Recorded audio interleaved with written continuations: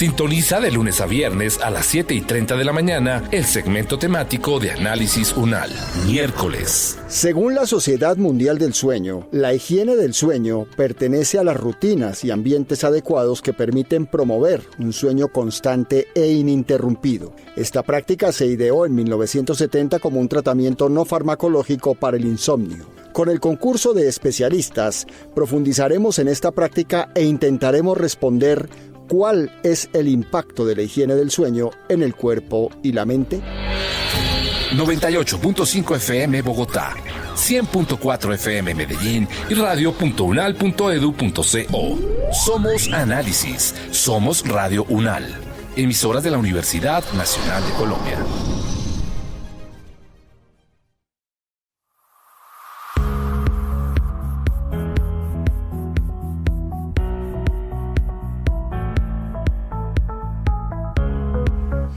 Siete de la mañana, 36 minutos, e iniciamos este segmento temático de Análisis UNAL, donde, como bien lo escuchábamos, vamos a hablar de la higiene del sueño. Y pues tiene que ver, como también ya escuchábamos, con todo lo que debe darse, esos factores que deben presentarse al momento de ir a dormir y que pueden ejercer influencia en que tengamos o no un buen descanso, un buen sueño. Hay temas como el ruido, la iluminación, la posición al dormir, entre otros factores, y pues depende de cómo estén estos factores en un momento determinado, pues podemos tener afectaciones en el sueño.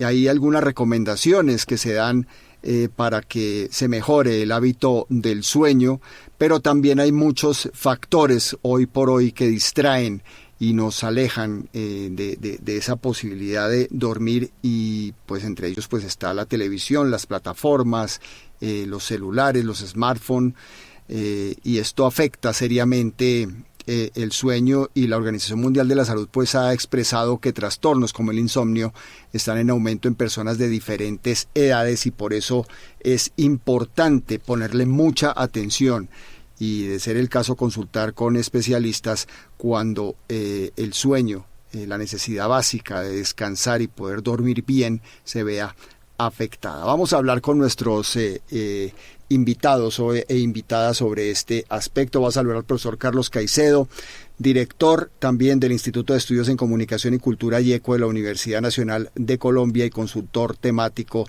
de Análisis UNAL todos los días miércoles aquí en este espacio. Profesor Caicedo, buenos días, bienvenido.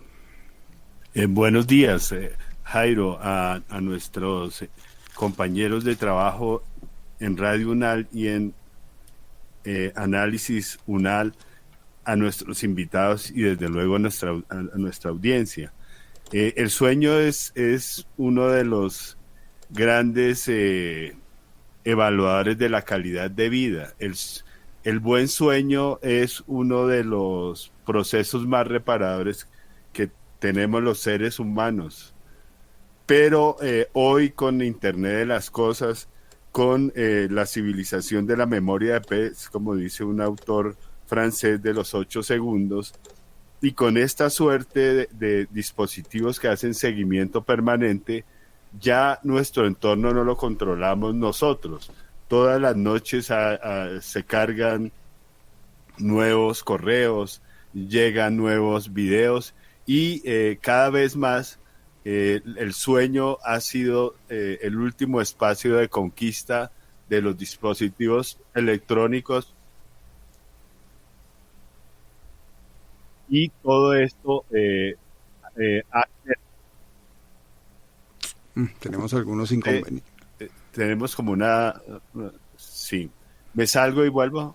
No, continúe, profesor, continúe, ya lo estamos escuchando. Y todo esto gravita negativamente. A todos los niños se les está entregando un dispositivo,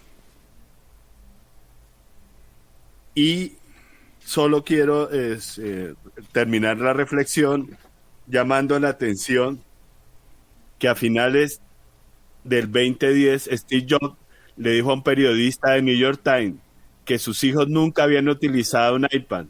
Limitamos la tecnología de nuestros hijos en nuestra casa, y la mayoría hoy de ingenieros de desarrollo y de dueños de las grandes empresas no dejan que en las alcobas, que en sus casas hayan estos dispositivos como una medida de higiene ambiental. Muchas gracias. Muchas gracias, profesor Caicedo, por esa introducción. Voy a saludar a la profesora Sonia María Restrepo, neumóloga, pediatra, experta en medicina del sueño, esa es profesora asociada de la Facultad de Medicina de la Universidad Nacional de Colombia. Profesora Restrepo, bienvenida, buenos días. Gracias a todos y a ti especialmente invitación.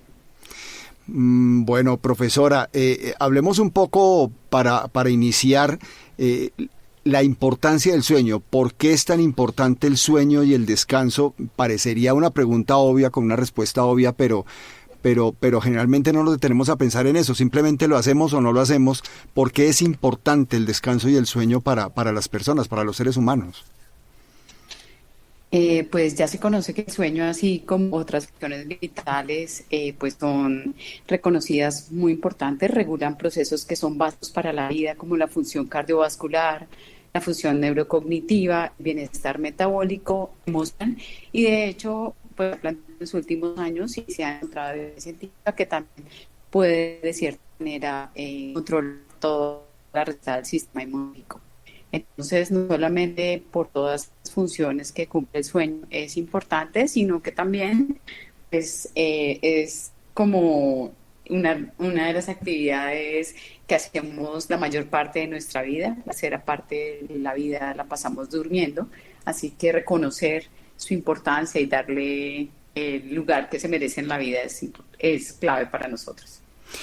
Hay muchas, digamos, ¿cómo diríamos? Muchos tips, muchos consejos que se dan siempre, que hay que dormir una determinada cantidad de horas, 7, 8 horas, para poder tener un buen descanso, que las circunstancias, digamos, debe haber una buena oscuridad en la habitación, ojalá no tener dispositivos, ni televisores, ni cosas cerca que afecten el sueño. Realmente, ¿qué condiciones en teoría serían las ideales para que una persona pueda dormir bien? Pues es crucial tener en cuenta el sitio donde vamos a dormir. Ya antes diría uno, bueno, dormir y ya solamente como el acto de dormir es importante, pero tener las condiciones se refiere al ambiente, a la temperatura, al nivel de oscuridad, a las condiciones que rodean este momento del día para que uno pueda conciliar tempranamente el sueño. Respecto a eso que mencionabas de las horas, pues sí hay que hacer hincapié, sobre todo en mi grupo de injerencia mayor, que son los niños, y es que el tiempo de horas recomendadas para dormir cambia según la edad, no solamente si estamos hablando de niños muy pequeños como los recién nacidos, a llegar a la edad adulta, que son básicamente 7 horas. Entonces, el lugar sí debe ser común a todas las personas, se requiere que sea lo suficientemente oscuro, sin fuentes lumínicas, tanto de iluminación artificial como natural. Lo ideal es que no se deban tener los dispositivos electrónicos, y ahora que estamos viviendo consecuencias del cambio climático y en los cuales pues la temperatura ha aumentado en ciertas ciudades, se sabe también que tener una temperatura muy alta o muy baja en la habitación pues también condiciona que no tengamos una adecuada calidad de sueño. Profesora, estaba pensando en algo, no sé qué tan errado sea, pero uno se pone a reflexionar sobre, por ejemplo, sobre épocas muy anteriores de la historia de la humanidad, y de pronto hubo épocas donde pues no había tantas comodidades para dormir, donde las edificaciones no eran tan digamos adecuadas como lo pueden ser hoy para la vida actual, ¿cierto? Y tal vez no había una cama como la conocemos hoy, era otro tipo de sitio para conciliar el sueño. De pronto no había esos colchones que hoy encontramos con determinadas características, ortopédicos y demás. ¿Cómo ha ido evolucionando eso en el ser humano? Porque pues uno supone que el ser humano se va adaptando, pero entonces en otras épocas no se descansaba tanto o no se descansaba tan bien como las circunstancias no lo pueden permitir hoy en día. No, contrario. Sucede todo lo contrario. Antes el hombre descansaba mucho, solo salía de la caverna a cazar o a proveer el alimento para su grupo y pasaba la mayor parte del tiempo dentro de la oscuridad y así no fueran las condiciones más cómodas para lograr el descanso, sí tenía periodos muy largos que favorecieran el sueño en esa época. Lo que sucede es que yo creo que los hábitos del sueño cambiaron drásticamente a partir de la aparición de la luz artificial y esto sí se ha visto que no solo ha sido el impacto que ha traído sobre la especie humana, sino también para otro tipos de seres vivos. Ya se sabe que esto ha cambiado no solamente pues los humanos, sino también para ciertos grupos de animales que han cambiado el comportamiento. Entonces antes se destinaba mucho tiempo para dormir y así no fuera la comodidad en ese momento, pues teníamos periodos de sueño más largos que han ido acortando a través del tiempo. Pero entonces el problema hoy es el cúmulo de actividades que hacemos, mantenernos ocupados tantas horas al día, de pronto es lo que impide que tengamos una buena calidad de sueño. Ese es uno de los factores que ya se sabe, estar expuestos todo el tiempo a la luz artificial, el jet lag social, lo que implican las múltiples ocupaciones, la hiperconectividad que estamos viviendo hoy en día, pues se ha que aún favorecido que el sueño se vea afectado. Muy bien, permítame, profesora Sonia, va a saludar al profesor Franklin Escobar, ese profesor titular de psiquiatría, especialista en medicina del sueño, director del Departamento de Psiquiatría de la Facultad de Medicina de nuestra Universidad Nacional de Colombia. Profesor Escobar, bienvenido, buenos días. Muy buenos días, profesores, y a toda la audiencia de la Radio UN. Celebro con mucha admiración que por primera vez toquen este tema del sueño en nuestra universidad. Muchas gracias. A usted, muy amable. Profesor Franklin, con todo esto que nos ha contado la profesora Sonia, ¿qué podemos decir frente a la higiene del sueño? ¿En qué momento se empieza a estudiar todo esto? Porque yo supongo que hubo épocas donde de pronto la gente dormía bien o dormía mal, pero tal vez no le ponían tanto cuidado al tema. ¿Dónde comienza a estudiarse todo esto? Bueno, digamos que la higiene del sueño es una serie de prácticas que ayudan a cuidar no solamente la calidad del sueño, sino también la cantidad de horas que necesitamos dormir, pues como para tener un buen descanso y ser productivos, tanto intelectualmente como laboralmente, socialmente durante el día, ¿no?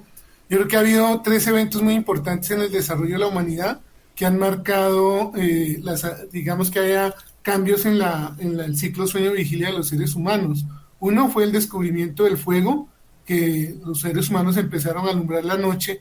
Luego el descubrimiento de la luz eléctrica y los bombillos, y en las últimas décadas pues el descubrimiento del Internet, y el Internet definitivamente está cambiando las costumbres de las personas para dormir. Y la higiene del sueño pues es algo que debemos empezar a hacer cada vez más énfasis, precisamente para tener una buena calidad de vida. Y básicamente, ¿en qué consiste esa higiene del sueño? ¿Eso también ha venido cambiando con el tiempo? En realidad sí, porque digamos en la actualidad hay más estudios que han clarificado cuáles son realmente las medidas de higiene de sueño que son efectivas. Por ejemplo, conocemos que el ejercicio que se hace en horas de la noche, pues es una actividad que espanta el sueño. Entonces, por ejemplo, nosotros los somnólogos no recomendamos que las personas vayan al gimnasio en horas de la noche porque pues es contraproducente para el sueño.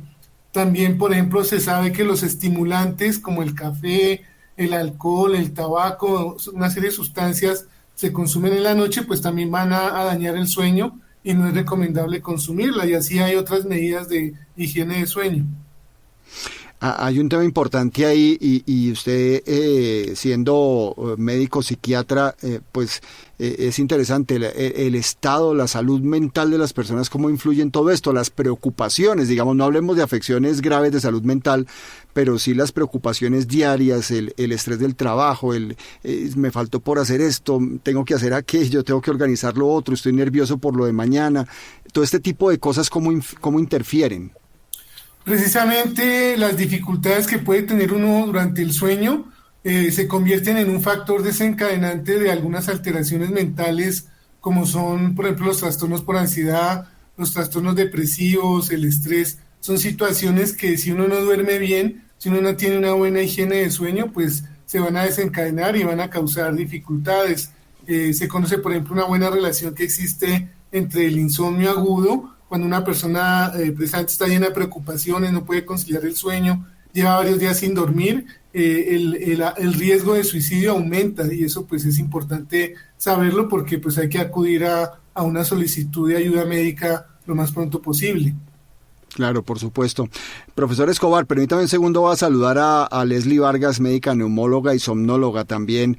Ella pues llega también como parte de esta asociación de medicina del sueño, que pues es importante destacarla en esta charla. Doctora Leslie, bienvenida, buenos días.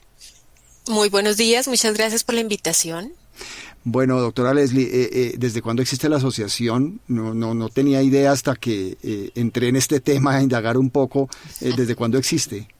Bueno, yo creo que tenemos aquí al doctor Franklin Escobar, que es uno de los pioneros en la asociación, que nos puede decir exactamente el año de fundación, pero lleva varios años. Sin embargo, hasta hace poco es que se ha ido como conociendo más o dando a conocer mucho más la asociación.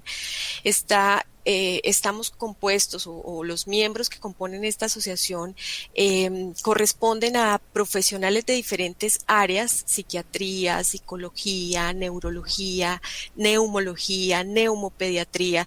En este momento, las personas que estamos aquí reunidas, todas pertenecemos a la Asociación Colombiana de Medicina del Sueño, y velamos por por la enseñanza, la educación, precisamente de los profesionales que nos dedicamos a la medicina del sueño, pero también del resto de los profesionales de la salud, que desafortunadamente desconocen muchos de estos temas, de tal manera que no hacen el diagnóstico temprano de los trastornos que se pueden presentar durante el sueño, sean respiratorios o no respiratorios. Y eso es lo que busca la asociación, dar a conocer todas estas, primero el sueño saludable, y segundo los trastornos que se pudieran presentar a nivel del sueño, para que se pueda hacer un diagnóstico temprano y se eviten las consecuencias de estos trastornos. Lo que usted llama sueño saludable, doctora Leslie, depende de la edad de la edad de la persona, de las circunstancias en las cuales viva. También puede depender si es hombre, si es mujer. ¿De qué depende ese sueño saludable?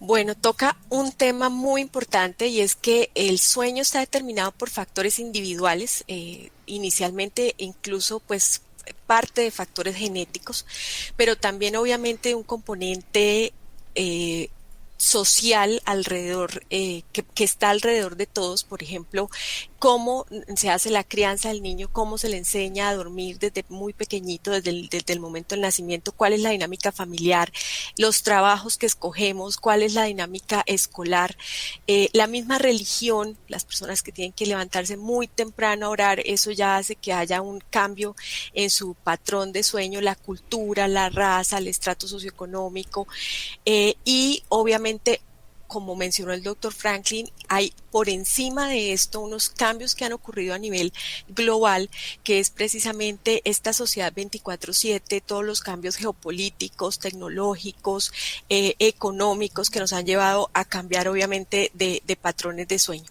Pero también hay que tener en cuenta que, por ejemplo, el sexo influye en el sueño de manera importante, porque las mujeres, por ejemplo, tenemos alteraciones del sueño relacionadas con el ciclo menstrual, tenemos cambios en el sueño en la medida en que cambia la edad, en que avanza la edad. Es muy diferente el sueño en un niño, como lo mencionó la doctora Sonia, y cambia incluso si es un bebé recién nacido al momento pues ya de que es un bebé que entra a una etapa escolar, preescolar o escolar, y cómo va cambiando en la medida de que se hace adolescente y ya está en un colegio o posteriormente en la universidad, cuando ya pasamos a una edad adulta donde tenemos unas exigencias, como mencioné, por ejemplo, de trabajo, que nos exigen mucho más, y a final de la vida con los cambios que suceden al retirarnos de nuestra etapa laboral, pues también se vienen otros cambios en el patrón del sueño. Entonces, son múltiples los factores que pueden afectar este sueño saludable. Algunos son normales, es decir, es parte del envejecimiento, de los cambios en la vida, pero muchos también son externos, y es ahí donde tenemos que plantear unas normas específicas para que no se vea alterado. Muy bien, profesora, doctora Leslie.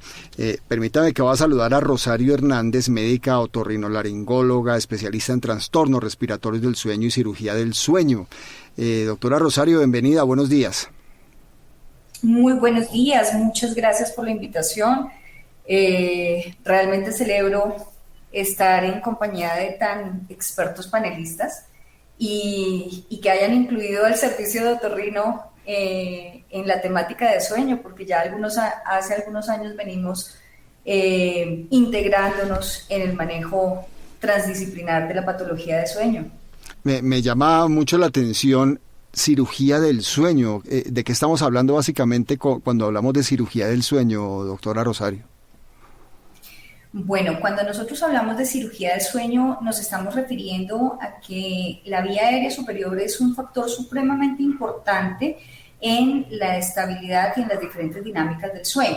Por todos es conocido que hay un signo y un síntoma que mucha gente a veces ni siquiera consulta directamente por él, porque incluso pudiera ser normal, y es el famoso ronquido. Mucha gente considera que el ronquido, siendo un sonido, pudiera ser incluso normal de acuerdo a la cultura. Algunos incluso lo toman como parte de los fenómenos de masculinidad dentro de nuestra cultura, curiosamente. Y entonces, para poder enfocar un poco más el tema, hablamos que cuando nosotros tenemos alteraciones de la vía aérea superior, pues es muy frecuente encontrar que estas alteraciones puedan llevar a este sonido que es el ronquido, y que a su vez el ronquido, como signo de alarma, está integrado con una serie de patologías a nivel del sueño. Entonces, en la medida en que nosotros conocemos que la vía aérea superior debe estar completamente permeable, el cirujano de sueño toma parte dentro de ese manejo interdisciplinario que mencionaba al principio, en la medida en que puede y debe buscar esos puntos de obstrucción de la vía aérea y resolverlos. Entonces, a eso específicamente se refiere la cirugía de sueño. Bien, bien interesante conocer esto, porque personalmente no conocía concretamente esa área de cirugía del sueño. Doctora Rosario, ¿cuáles son los trastornos respiratorios del sueño más comunes? Sin duda alguna, el trastorno respiratorio del sueño más común es la apnea obstructiva del sueño, pero también está seguida por el ronquido primario y por otros como los síndromes de resistencia de la vía aérea superior, asociados a otros pues que ya no serán respiratorios, que muy seguramente el doctor Franklin y las panelistas nos podrán informar mucho mejor. Pero la apnea obstructiva del sueño, que es tal vez nuestra patología más frecuente, es una patología que ha venido en auge, primero porque la desconocíamos y segundo por la gran cantidad de implicaciones que tiene a nivel de la salud, no solamente del individuo, sino también de la sociedad. Recordemos que los pacientes que están relacionados con apnea obstructiva del sueño tienen una alta casuística, por ejemplo, de accidentes automovilísticos. Uh-huh. ¿Y en qué consiste básicamente? ¿Cómo reconoce una persona que tiene este problema o este trastorno respiratorio?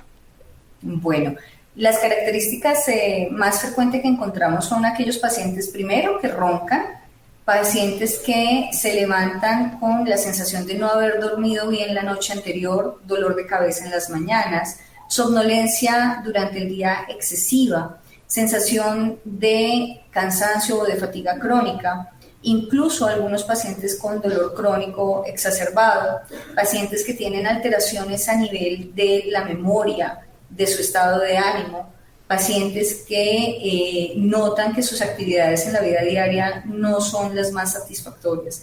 Y hay muchos estudios que también relacionan con el desempeño escolar, con el desempeño social e incluso con la sexualidad, con el nivel de libido.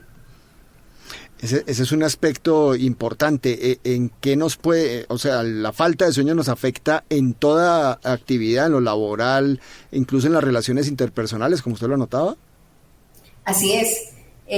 Hay un estudio incluso que menciona que la falta de sueño, y relacionado o no con trastornos respiratorios del sueño, pero que la falta de sueño en pacientes puede llegar a dar un deterioro neurocognitivo tan amplio como tener un estado de alcoholemia grado 2. Entonces, imagínense ustedes cómo puede ser tener a muchísimas personas que tienen alteraciones de la calidad de sueño con un comportamiento parecido a lo que pudiera ser un estado de alcoramiento. Y efectivamente a nivel social tiene implicaciones muy grandes porque los pacientes habitualmente encuentran que su desempeño laboral no es el adecuado, lo cual puede llevar efectivamente a accidentes en diferentes niveles. Bueno, muy bien, es bien interesante y es muy amplio el espectro que estamos comentando acá en torno a todo este asunto del sueño, del buen descanso. Doctora Sonia, diríamos que ¿qué pasa cuando una persona duerme en la noche? Puede dormir 4, 5 horas, 6 horas de pronto sin despertarse, pero al día siguiente se levanta, se despierta y se levanta y pues siente que no descansó bien. Aparentemente durmió bien, pero no descansó bien. ¿Eso por qué sucede? Pues no solamente la cantidad de horas, sino la calidad de sueño es importante evaluar cuando uno está atendiendo a un paciente que tiene un sueño no reparador, que es lo que condicionó básicamente. Es como el término para dormir 7 horas, pero me levanto muy cansado, siento que estoy al otro día como que término coloquial, no doy pie con bola. Entonces, por lo general, hay que evaluar si durante la noche está teniendo despertares, si tiene por lo general dificultades para conciliar el sueño, o por otro lado, dificultades para mantener el sueño. A pesar de que puede empezar a dormir, después se levanta y no puede volver a conciliarlo. Hay personas que pueden mover las piernas, otras personas que pueden tener movimientos de otras partes del cuerpo que hacen que interfieran con la normal rutina del sueño del dormir, y esto interfiere pues no solamente en las horas, sino también en los procesos normales que deben ocurrir durante el sueño. Uno tiene ciertas fases, una que es la de movimientos oculares rápidos y otra fase que se llama donde no ocurren este tipo de movimientos, y cada una de ellas tiene una función que es importante. Durante el sueño de movimientos oculares rápidos es donde es vital para el aprendizaje, para poder recordar, para tener una memoria lúcida o poder adquirir conocimiento. Mientras que en la otra fase del sueño, la de no movimientos oculares rápidos, pues es donde es vital para el aclaramiento de ciertas proteínas que se acumulan en el cerebro y que también pueden determinar que más adelante yo tenga otras enfermedades crónicas como el Alzheimer. Entonces, no solamente es el tiempo, sino también los eventos que ocurren durante la noche, lo que pueda determinar que yo tenga una mala calidad de este. Muy bien, ¿y en qué radica también que de pronto nos despertemos en la noche y no podamos volver a conciliar el sueño? Es decir, ¿eso puede obedecer a múltiples factores o de pronto hay alguna situación en especial? Porque suele suceder que a veces la persona le pasa esto unos días, pero después vuelve y concilia el sueño de largo, sin despertarse. ¿Por qué pueden suceder esas cosas? Sí, pueden estar determinados la mayoría de los casos por factores externos, situaciones estresantes, situaciones difíciles que hayan vivido antes de la hora de dormir, que pueden condicionar este tipo de eventos durante la noche. Pero también, como lo mencionó Leslie, es importante tener en cuenta que muchos de estos patrones tener otro tipo de factores asociados, como son factores genéticos, la exposición, factores socioculturales que pueden implicar y pueden determinar como tal ya un trastorno como bien establecido, un insomnio que puede ser de conciliación o de mantenimiento y que necesita un abordaje sistemático mediante entrevista y saber si se requieren de otros estudios complementarios para poderlos abordar. Muy bien, doctor Franklin, yo recuerdo que, o siempre se ha hablado de, si usted no puede conciliar el sueño, entonces cuente ovejitas, en fin, ponga una música tranquila, ¿Qué recomendaciones hay para eso, para esas personas que hoy nos escuchan y están sufriendo este tema del insomnio? De pronto duermen algún tiempo y se despiertan en la noche, no saben qué hacer, dan vueltas en la cama, se levantan, leen, escriben, miran el celular, miran televisión. ¿Qué recomendaciones hay para esas despertadas y esos insomnios donde a veces es difícil volver a conciliar el sueño? Bueno, digamos que si la situación es algo pasajero, pues uno simplemente puede seguir algunos consejos de higiene de sueño que ya lo habíamos mencionado, ¿no? Como tener una misma hora de acostarse, una misma hora de levantarse, de pronto no cenar abundantemente en las noches, utilizar una ropa cómoda para dormir. Pero si el problema es más crónico, que le ocurre a la persona durante bastante tiempo, la mayor parte de las noches está en esa situación tan maluca, pues lo mejor es acudir a un centro de sueño. En Bogotá y en las principales ciudades de Colombia ya existen centros especializados en medicina del sueño, donde se le puede ofrecer al paciente que sufre de insomnio un tratamiento, bien sea farmacológico o un tratamiento con algunos dispositivos que hay dependiendo de la causa. Y lo más importante en este momento es que tenemos acceso a lo que se llama la terapia cognitiva comportamental para manejo del insomnio, que son una serie de técnicas en que una psicóloga experta en esta área o un psicólogo experto en esta área le puede enseñar al paciente una serie de mecanismos para aprender a dormir de manera adecuada, y es la mejor terapéutica que tenemos en este momento para problemas de insomnio. Lo importante acá es saber que uno no tiene por qué aguantarse un problema de insomnio en este momento de la vida. Tenemos suficientes instrumentos terapéuticos para ayudar a la persona a que lleve una buena calidad de sueño y una buena calidad de vida. Por supuesto. Y usted hablaba de calidad del sueño y cómo hacer ahí con esos con esos temas, digamos, en qué momento yo debo ya acudir ante un especialista. ¿Cuál es ese punto de inflexión donde yo digo, bueno, ya, esto tengo que resolverlo con ayuda porque no pude solo? Digamos, una noche, dos tal vez no, pero ¿en qué momento debo hacer eso? Digamos que uno tiene posibilidades de sufrir mal sueño 1, 2, hasta 3 noches por mes, pero si ya este problema se convierte en que la mayor parte de los días de la semana, 3, 4 días de la semana no puedo dormir bien, pues ya es una necesidad de acudir a un centro de sueño. Si la persona se levanta cansada, como anestesiada, como sin poder pensar bien, aburrida, de mal genio, le duele la cabeza en las mañanas y durante el día se siente muy cansado, somnoliento, pues son síntomas de que la calidad de sueño no es buena y debería acudir a una evaluación médica especializada en medicina del sueño para poder tener una solución a su dificultad. Muy bien.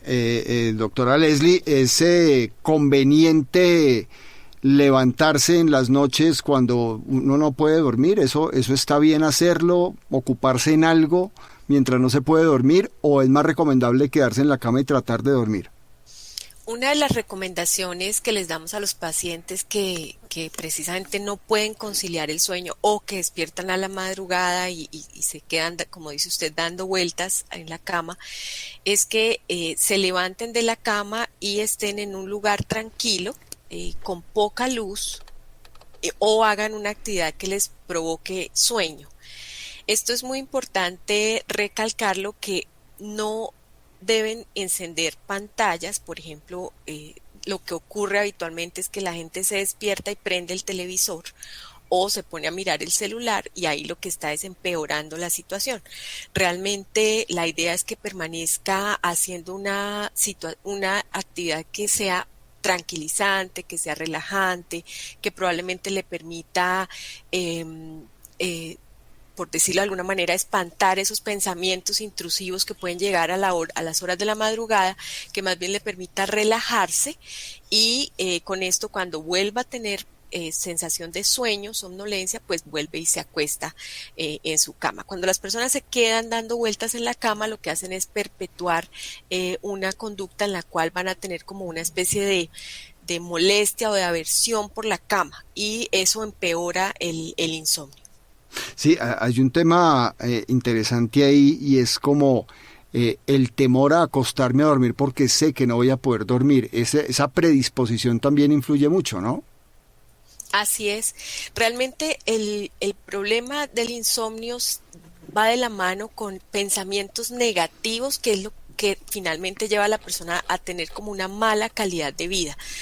Empieza a oscurecer, a atardecer y ya vienen pensamientos de viene la noche y no voy a poder dormir.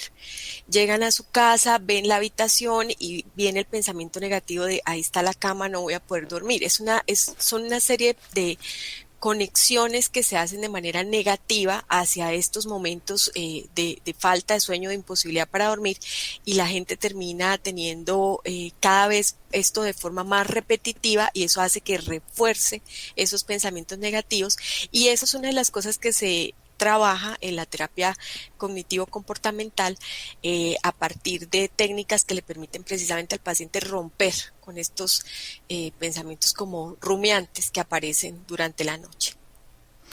Se llama, ¿cómo dijo usted el término, doctora Leslie? ¿Comportamental? Terapia cognitivo-comportamental. Terapia cognitiva. Esa es la base hoy en día, es el pilar para el tratamiento del insomnio. Y sabemos también hoy en día que está por encima del uso de medicamentos, es decir, lo ideal es no utilizar de entrada medicamentos. Claro, los medicamentos se pueden necesitar en algún momento, pero es preferible al principio hacer estas intervenciones como pilar del tratamiento. Ya si el paciente tiene otro tipo de trastornos asociados, y en esto sí, obviamente el experto es el doctor Franklin, va a requerir terapia farmacológica. Ok, perfecto. Doctor Franklin, ¿qué tan bueno o no es depender de medicamentos para dormir? Bueno, realmente muchos médicos acuden a formular medicamentos hipnóticos para que la persona pueda, digamos, conciliar y mantener el sueño ante la ausencia de otras medidas que estén a su alcance. Eso ha llevado desafortunadamente a que muchos pacientes también consuman medicamentos hipnóticos durante largos tiempos y que sea en ocasiones difícil lograr la suspensión. Sin embargo, como les mencionaba, pues ya hay suficientes expertos en medicina del sueño, por lo menos en Bogotá y en las grandes ciudades, donde las personas que tengan una dependencia de estas sustancias hipnóticas pueden acudir y allí se pueden someter a tratamientos para deshabituarlos y más bien que retomen unas conductas basadas en terapia cognitivo-comportamental que les ayudan a dormir de mejor manera y sin depender de estos medicamentos. Es como lo que indicamos ahora. Ok, y en ese sentido, por ejemplo, a la hora de acudir a todos estos a ustedes, los especialistas, el plan obligatorio de salud cubre este tipo de situaciones. ¿Cómo está el tema de la salud en el cubrimiento de esas áreas del manejo del sueño? Sí, mira, nosotros en el año 98 creamos la Asociación Colombiana de Medicina del Sueño, y esta asociación ha hecho grandes aportes a la medicina del sueño y a los pacientes en Colombia. Por ejemplo, nosotros somos el único país de Latinoamérica donde los pacientes tienen derecho a que en el plan básico de salud estén todos los tratamientos que podemos suministrar desde el punto de vista de la medicina del sueño. Es decir, un paciente tiene esa oportunidad en nuestro país de inclusive suministrarle aparatos o dispositivos médicos que son costosos. Gracias a la presión de la Asociación Colombiana de Medicina del Sueño, logramos que se incluyera en el plan básico de salud, por ejemplo, un aparato que se llama el CPAP, que sirve para la apnea del sueño, y muchos pacientes lo tienen en su casa y lo utilizan todas las noches. De igual manera, medicamentos, tratamientos comportamentales, todo tipo de dispositivos están al alcance de los pacientes, y los médicos que conocen de estos temas pues los pueden formular y no hay mayor dificultad en ese tipo de tratamientos. Perfecto. Doctora Rosario, la parte que usted maneja dentro de la otorrinolaringología, todo este tema de los trastornos respiratorios, la cirugía del sueño, ¿eso también está incluido allí en el plan obligatorio? ¿La persona puede solicitarlo o se le puede, digamos, remitir de parte del especialista a este tipo de procedimientos, a toda esta atención por el plan obligatorio de salud? Sí, así es. Gracias, justamente como lo decía el doctor Franklin, a la presión de la Sociedad Colombiana de Medicina del Sueño y también a la Sociedad Colombiana de Otorrino, los médicos en este momento tenemos la oportunidad no solamente de recibir los pacientes que vienen de otras especialidades, sino de formular los tratamientos quirúrgicos necesarios para las alteraciones obstructivas de la vía aérea. Lo que es importante de pronto indicarle al paciente es que es una condición que debe ser direccionada por el grupo de especialistas, que el paciente debe ser estudiado de una manera suficiente y que no todos los casos tienen indicación quirúrgica y que en una gran mayoría de casos tenemos que hacer un seguimiento porque no siempre la cirugía será la cura y me atrevería a decir que en la mayoría de los casos la cirugía entra a ser parte del manejo integral y no es la única solución efectiva en el manejo de trastornos del sueño. Entonces eso es importante que el paciente lo sepa y recalcarlo porque pues las expectativas deben ser conformes a la realidad que sostenemos en este momento. La cirugía del sueño lleva realmente pocos años en estudio, es una bebé dentro de lo que es la parte científica de la medicina, pero pues eso hace que nosotros tengamos que continuar estudiando y buscando soluciones también desde este aspecto. En este momento, definitivamente no es la única respuesta. Y desde el punto de vista respiratorio, doctora Rosario, ¿qué cuidados debemos tener a diario? Tengamos o no afectaciones en el tema del sueño, ¿qué cuidados debemos tener con nuestro sistema respiratorio? Porque pues a veces uno tiene cuidados con muchas partes del cuerpo, pero específicamente con esa área, ¿qué cuidados se deben tener a diario? Me encanta la pregunta, muchísimas gracias por ella. Definitivamente una de las partes importantes de una buena higiene del sueño es tener la vía aérea superior limpiecita. Eso quiere decir que así como nos cepillamos los dientes, es importante hacer lavado nasal y revisar también que tengamos ambas fosas nasales completamente despejadas. Es importante evitar el uso de sustancias como por ejemplo el tradicional Vaporub o sustancias medicamentosas como la oximetazolina, que a veces los pacientes la usan indiscriminadamente y que lo único que nos llevan es a agravar los problemas. Cuando nosotros tenemos realmente problemas obstructivos nasales y los empezamos a identificar, es importante acudir al médico. Las vías respiratorias son, digamos, o están muy afectadas generalmente cuando hay alergias. En ese caso se toman medicamentos, por ejemplo, para las alergias, que entiendo, digamos, contribuyen a descongestionar un poco las vías respiratorias. ¿Eso qué tan bueno es? ¿Qué contraindicaciones tendría eso? ¿O qué afectaciones tendría eso? ¿Y cuánto tiempo es bueno tomar ese tipo de medicamentos, por ejemplo? Muy por el contrario, el buen manejo de la rinitis alérgica y de las alteraciones de la vía aérea de tipo alérgico es parte fundamental de lo que nosotros hacemos en el manejo de medicina del sueño.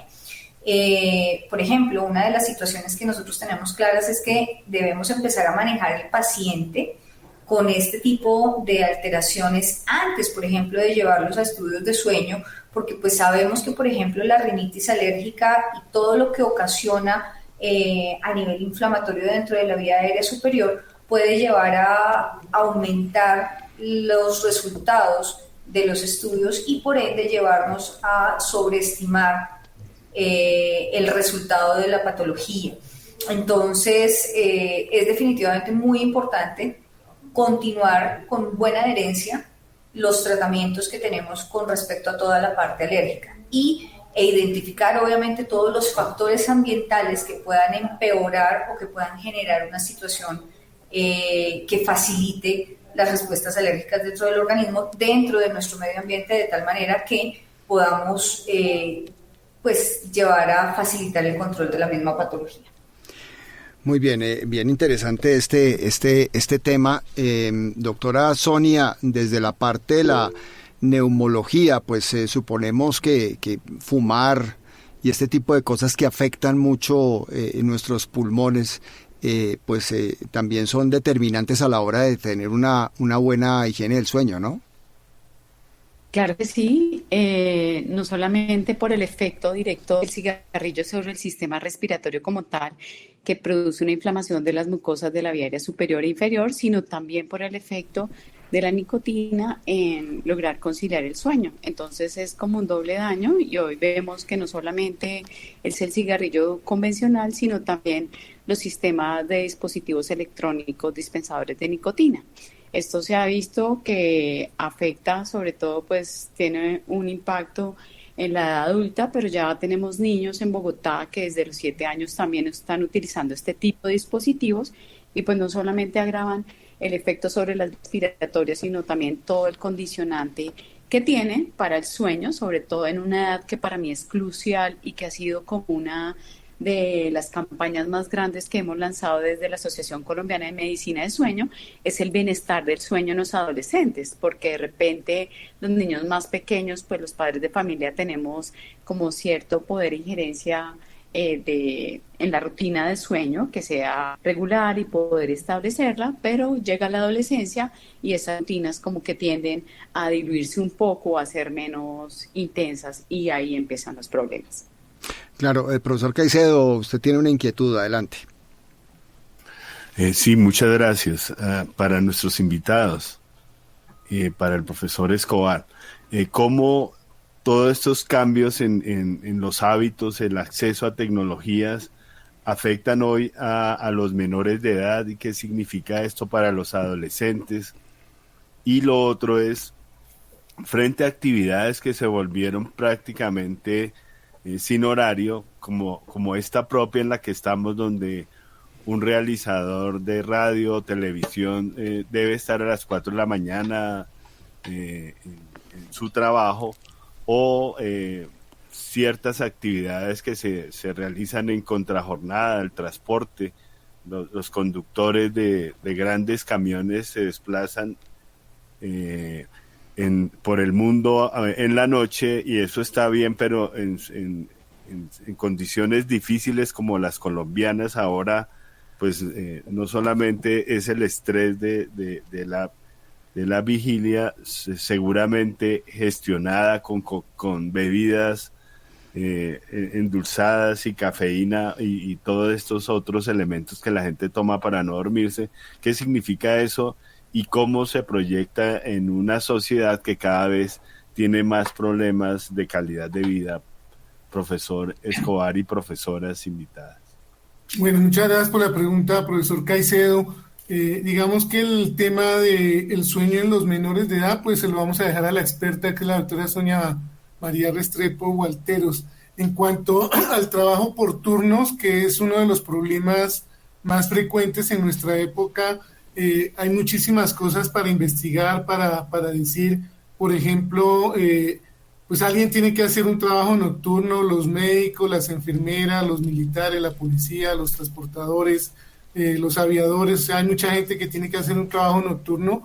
Desafortunadamente, trabajar por turnos no es bueno para la salud. Ya conocemos, por ejemplo, que las mujeres que trabajan por turnos durante varias décadas tienen mayor tendencia a padecer cáncer de seno. Hay un estudio que demuestra eso. También se sabe que las personas que trabajan por turnos tienen menor expectativa de vida y se sabe que se disminuye alrededor de unos 7 años la expectativa de vida. O sea, si uno tiene que hacer ese trabajo porque le tocó, pues hay que hacerlo.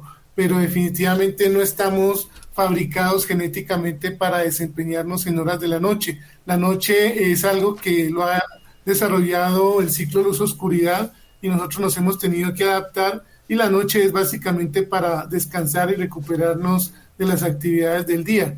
Sin embargo, pues cuando hay que hacer turnos hay que desarrollar técnicas paliativas para que esos turnos en lo posible no afecten tanto la vida. Lo ideal es que las personas que trabajan por turnos tengan unas indicaciones de cómo deben ser esos turnos, con qué frecuencia, cuánto tiempo de duración, con qué periodos de descanso, qué hacer al día siguiente, lo que llamamos el posturno. Si se tienen ciertos cuidados, es muy probable que esto se ayude a tener una actividad más, digamos, más llevadera durante la vida. Pero lo que usted dice es muy cierto, ¿no? Por ejemplo, los conductores sufren más accidentes normalmente entre las 3 y las 5 de la mañana y generalmente los fines de semana, porque como lo decía la doctora Rosario hace un rato, estar uno trabajando de noche o estar privado de sueño es casi que equivalente a un grado de embriaguez grado 1. Entonces una persona que lleva varias horas conduciendo, sobre todo por una carretera que sea monótona, sin muchas curvas, pues tiene mayor probabilidad de accidentarse.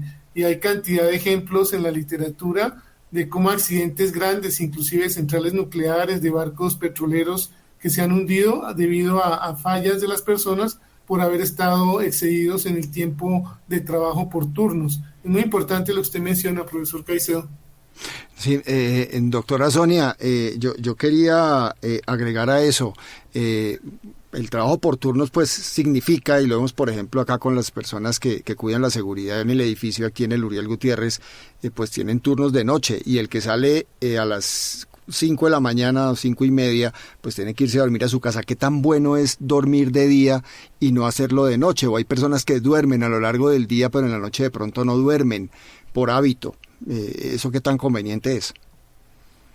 Pues para las personas que hacen turnos nocturnos, como bien lo decía el doctor Escobar, pues se deben crear estrategias para tratar de compensar esa pérdida de sueño. Debo aclarar que el sueño perdido nunca se recupera, pero en este caso lo recomendado es que las personas puedan ir a su casa y dormir y tratar de hacer invertir el ciclo, porque ellos en realidad tienen invertido el ciclo sueño-vigilia debido a su actividad laboral, y lo recomendado es que salgan y puedan dormir lo más pronto posible para intentar hacer los ciclos de sueño que deberían tener normalmente durante la noche. Esto quiere decir que sea del todo normal, pero es una de las adaptaciones que se han propuesto para compensar el turno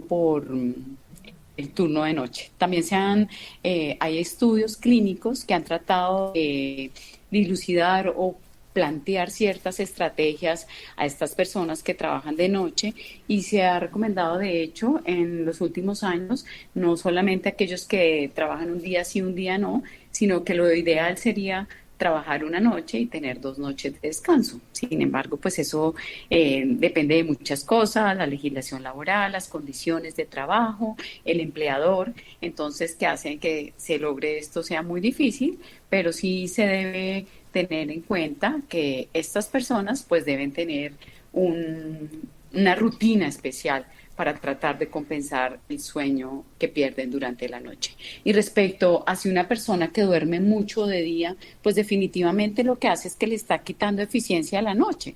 La eficiencia es el tiempo que uno duerme, del tiempo que pasa en la cama, y si lo estoy haciendo durante el día, pues definitivamente no voy a dormir en la noche. Eso corresponde a otro grupo dentro de la terapia que mencionaba Leslie, la terapia cognitivo-conductual, que es muy importante interiorizarla, poderla aprender y poder saber de ella para tener una adecuada rutina de sueño. Muy bien, doctora Leslie, el profesor Caicedo mencionó también las bebidas energizantes. ¿Eso qué tan bueno es? Porque pues mantenernos despiertos un poco a la fuerza a través de esas bebidas, pues no sé qué tan beneficioso o dañino sea para el cuerpo. Bueno, todas las bebidas energizantes pueden tener efectos secundarios a nivel cardiovascular, principalmente el aumento de la frecuencia cardíaca, es decir, aparición de taquicardia, pero en el extremo ya más grave pues puede aparecer una arritmia cardíaca. Esto depende mucho de la cantidad de bebidas energizantes que se tomen, de la concentración de cafeína que éstas tengan, porque en su mayoría tienen cafeína, aunque contienen otras sustancias que también son estimulantes, y también obviamente va a depender de la sensibilidad o susceptibilidad que cada persona tenga a tener, por ejemplo, taquicardia o aumento de la presión arterial, etcétera. Entonces, si la persona de por sí tiene enfermedad ya cardíaca o tiene algún antecedente de arritmia o ha notado que su frecuencia cardíaca se sube fácilmente, si toma estas sustancias, pues puede presentar eventos de arritmias de manera inmediata. Con respecto a que si esto es saludable o no, realmente en el día pues todos tomamos, o bueno, la mayoría de las personas, especialmente en nuestro país, tomamos café, o en algunos casos el té o el chocolate se utilizan como la bebida que acompaña el desayuno. A veces, pues en el transcurso de la mañana, por ejemplo, se pueden tomar este tipo de bebidas, pero lo que recomendamos es que en general después de las 4 de la tarde no se tomen, porque entonces van a producir estímulo a nivel del sistema nervioso central y no van a permitir que se logre una adecuada conciliación. Las bebidas artificiales, como el Red Bull, tal vez el que más conocemos todos, pues si se si se hace un consumo desmedido de estas, es decir, si la cantidad es mayor, es continua y la persona tiene una susceptibilidad, por ejemplo, enfermedad cardíaca, puede tener efectos complicados a nivel cardiovascular. Muy bien, pues desafortunadamente estamos llegando ya al final de este espacio. Les voy a pedir a cada uno alguna recomendación que le dejemos a los oyentes, ya aparte de las que hemos dicho, por supuesto, para que pues vayan cambiando esos hábitos. También entiendo que pues en gran parte esto depende de las decisiones que cada persona tome, más allá de las indicaciones que un especialista en el tema le pueda dar. Profesora Rosario, ¿alguna recomendación final antes de despedirnos para nuestros oyentes? Bueno, la primera sería establecer definitivamente cómo está su vía aérea superior. Si usted realmente siente que respira bien o no, lo puede determinar, por ejemplo, cuando está haciendo ejercicio. Y hablando de ejercicio específicamente, tener rutinas no solamente en su día a día para ejercicio, sino también unas rutinas saludables de sueño. Muy bien, excelente. Muchas gracias, doctora Rosario, por atendernos hoy acá en este espacio y darnos pues sus aportes sobre este tema tan interesante de la higiene del sueño, del cual hemos dado apenas como unos brochazos, pero esperamos haber sembrado en los oyentes pues el interés por investigar un poco más sobre estos temas y también acudir a los especialistas. Muchas gracias por atendernos hoy, doctora Rosario Hernández. Muchas gracias a ustedes por la invitación y de verdad encantada de participar en el programa. Muy amable a la doctora Rosario Hernández, médica otorrinolaringóloga, especialista en trastornos respiratorios del sueño y en cirugía del sueño. Doctora Sonia, su recomendación final para nuestros oyentes. Bueno, mi recomendación final está encaminada a sostener una rutina de sueño que sea consistente entre semana y los fines de semana.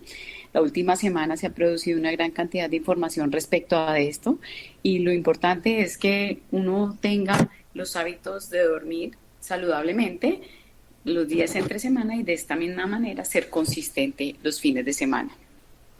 Muchísimas gracias por la invitación. A usted, doctora Sonia, eso se resume un poco en disciplina también, ¿no? Para este tipo de cosas, que es importante.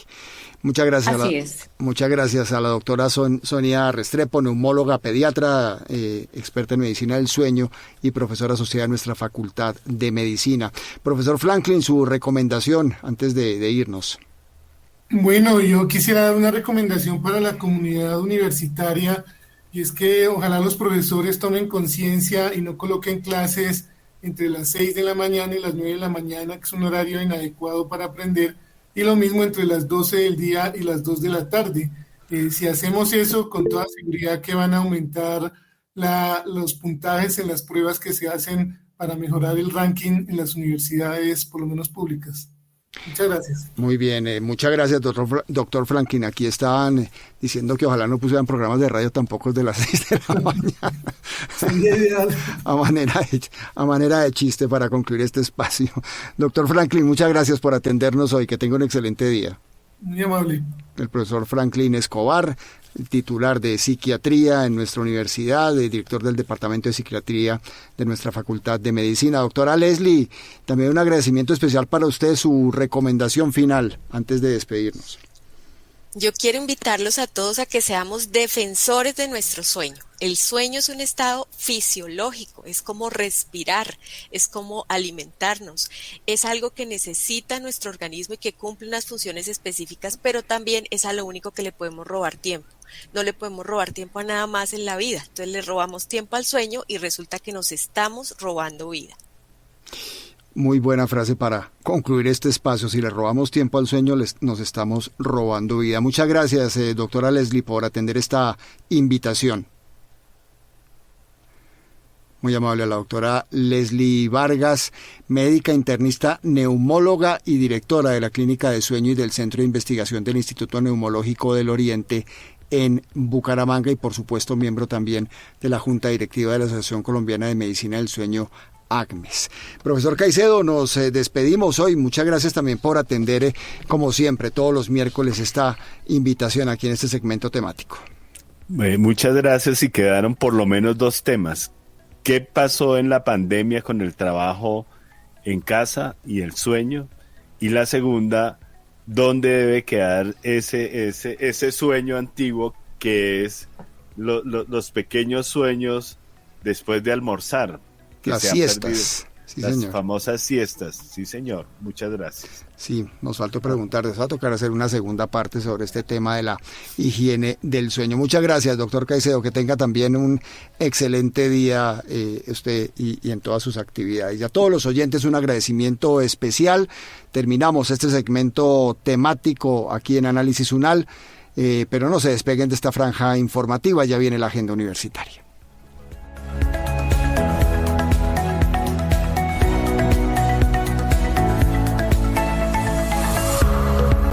Están escuchando Análisis UNAL.